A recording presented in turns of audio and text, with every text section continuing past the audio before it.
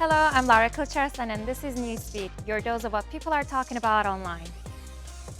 Several high-profile conservative influencers in the US are claiming they've been caught up in a Russian disinformation campaign. This follows allegations from the Biden administration that Moscow is working to influence the upcoming presidential election. Podcasters and online personalities like Tim Pool, Dave Rubin, and Benny Johnson have responded after a recent indictment.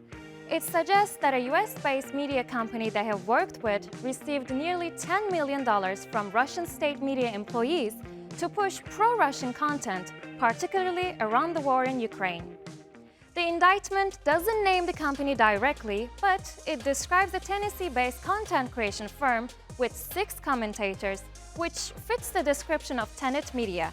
This company hosts videos by well-known conservative figures like Paul, Johnson, and others.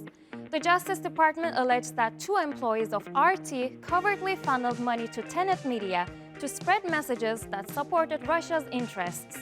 U.S. Attorney General Merrick Garland called this indictment one of the broadest efforts yet to combat Russian disinformation ahead of November's election. Garland also states that the influencers, along with their millions of followers, were unaware of the company's ties to RT and the Russian government. Tim Pool, who has over 2 million followers on X, responded by saying, "If these allegations are true, then I, along with the other commentators, were deceived and are victims." He emphasized that he always maintained full editorial control over his content, which he said is usually apolitical. Benny Johnson expressed similar sentiments, saying he was disturbed by the claims and that the indictment makes clear that he too was misled. Dave Rubin added that he knew absolutely nothing about the alleged fraud and believes it's evidence that he and other influencers were victims of a larger scheme. A story circulating on social media makes a shocking claim. The Democratic presidential nominee, Kamala Harris, was involved in a hit-and-run incident. The story alleged, without any evidence whatsoever, that a 13-year-old girl was left paralyzed by the crash, which is supposed to have taken place in San Francisco in 2011. The story was initially published by a site claiming to be KBSF San Francisco News. Despite the lack of proof, it has been widely shared, with some posts reaching millions of views.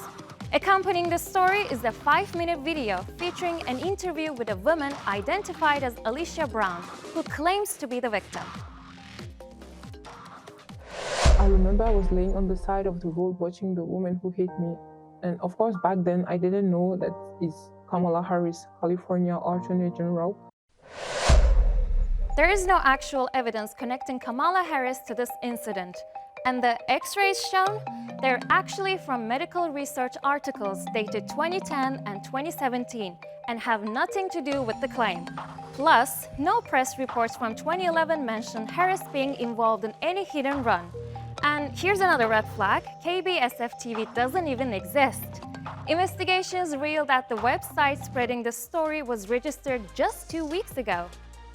Are you a parent worried about how much screen time your kids are getting?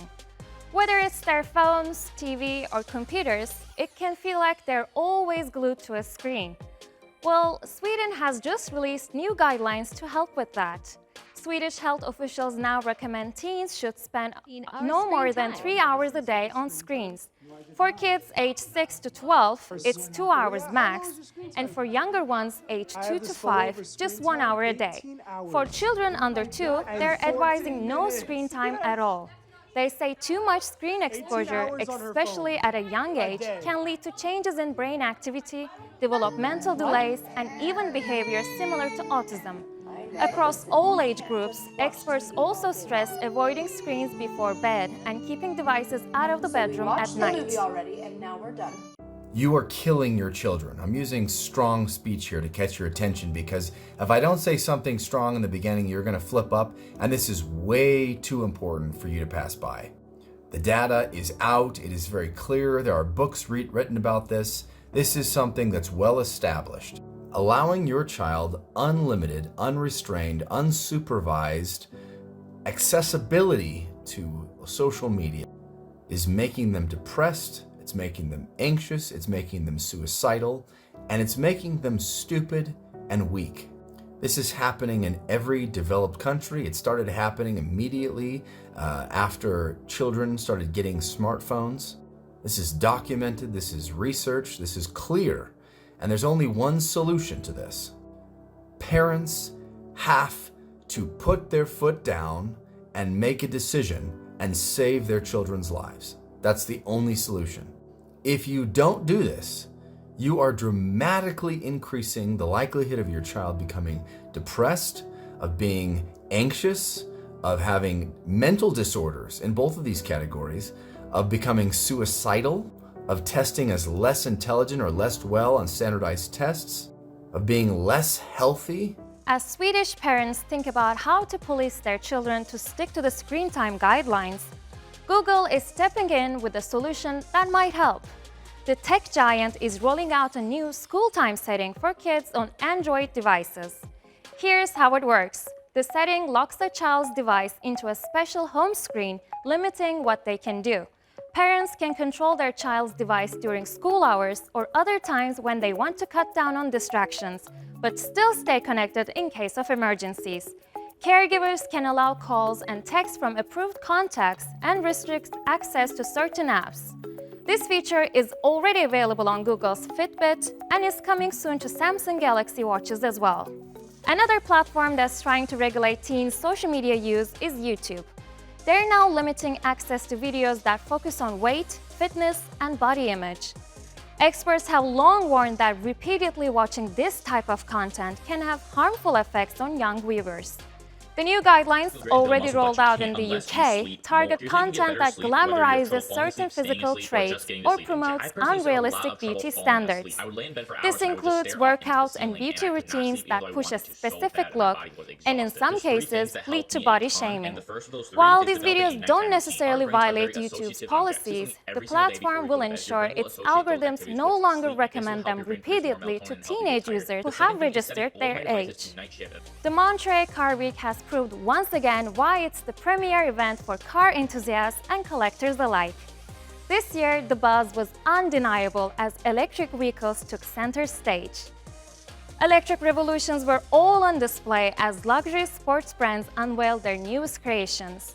This latest edition highlighted a shift in the industry, as supercar owners and visitors marveled at both the new and timeless. Brands like Mercedes, Porsche, Cadillac, and Aston Martin lined up, teasing their latest EV or hybrid engine cars. But it was Lamborghini that surprised everyone by teasing its green energy feature, while still flexing the power of its iconic engines. Bugatti, on the other hand, was boosting its hybrid capabilities. The race for cutting-edge technology is heating up. But it's not just about the big names. Innovation is coming from individual visionaries too. We secured an exclusive interview with a designer who's been shaping the future of luxury cars for decades. This year, he's not just a collaborator, he's a creator unveiling his own unique masterpiece at Monterey Car Week. Here's Pınar with more on this groundbreaking story. He's had a hand in Lamborghini, Bugatti, and even Koenigsegg's first four-seater supercar. And now, one of the world's most established car designers, Sasha Selipanov, is making a statement with his first ever hypercar, the Nilo 27. It certainly helps to have the 20 years in the industry that I spent and to have a vast network that I have at this point in time and to have contributed to all these different car companies and all these amazing projects and having had leadership positions in those companies, to all of that really helps. But I do believe that ultimately it's the product that has to do the talking. So if the car wasn't attractive or if the vision wasn't received well, I don't think we would have gotten the level of coverage and the level of tailwind and support that we received. With the Nilo 27, he believes he's achieved just that. Traditional, analog, yet super fast and bold. Standing out in a market shifting towards electric, the new hypercar boasts a 1,000 brake horsepower naturally aspirated V12 engine. Electrification is obviously a very important phase for our society, a transition that will hopefully take some of the pressure off climate change and create an environment that is better for our future generations. So I endorse it completely, and I'm happy that it's taking place. But when it comes to the world of emotional products such as sports cars, supercars, hypercars, I believe that internal combustion engines still have their place. The perfect driving experience is made up of many elements.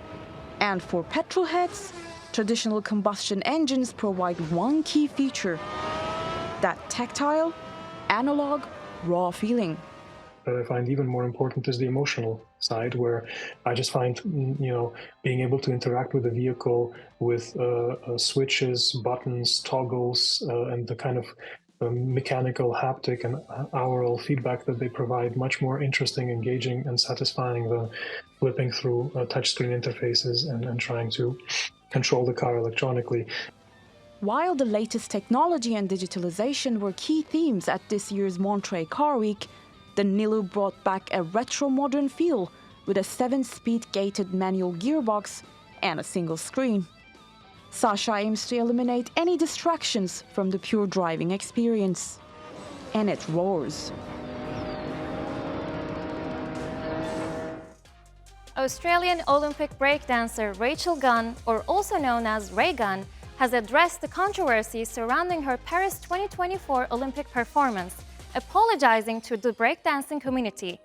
While she was upset by the backlash, she insists her qualifications for the Games was earned.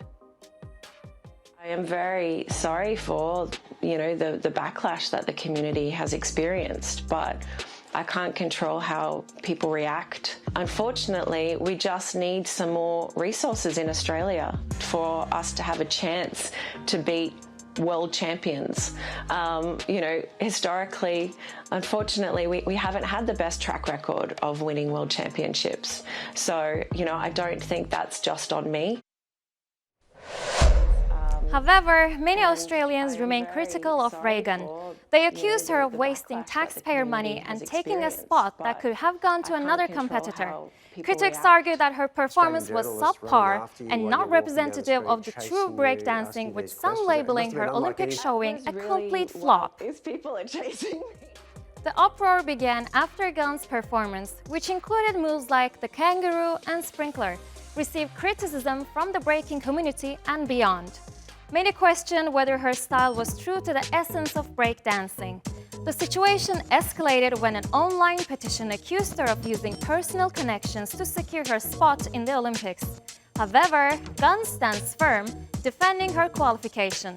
She won the Oceania qualifier, judged by an international panel, and both the Australian Olympic Committee and the World Dance Sport Federation have backed the transparency of the process. And that's our show. Find our latest stuff on YouTube and do subscribe to our channel. See you soon.